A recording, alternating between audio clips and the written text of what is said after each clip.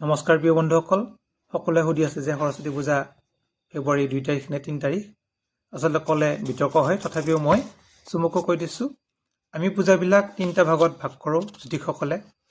দিনৰ পূজা, সন্ধিয়া পূজা আৰু ৰাতিৰ পূজা। দিনৰ পূজা হৈছে গণেশ পূজা, সৰস্বতী পূজা, বিশ্বকৰ্মা পূজা, এনেকৈ দিনৰ পূজা এইবিলাক। গতিকে দিনৰ পূজাবিলাক যেতিয়া তিথিটো ৰাতিপুৱা সূৰ্য উদয়ৰ পৰা 24 মিনিট বা 48 মিনিট থাকে পিছলৈকে, বা তেতিয়াও তাৰমানে দিনটোৰ কাৰণে পূজাটো হৈ থাকে।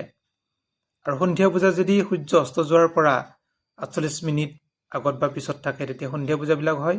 আৰু ৰাতিৰ পূজা যেতিয়া ৰাতি তিথি লাগিব, তেতিয়া ৰাতি পূজাবিলাক হয়। গতিকে ৰাতি পূজা যেনেকৈ শিৱৰাত্ৰি পূজা, কালী পূজা, গতিকে তেনেকুৱাকৈ ৰাতি পূজাবিলাক আমি ৰাতি পাতিব লাগে। আৰু গধূলি হৈছে নাৰায়ণ পূজা, এনেকৈ।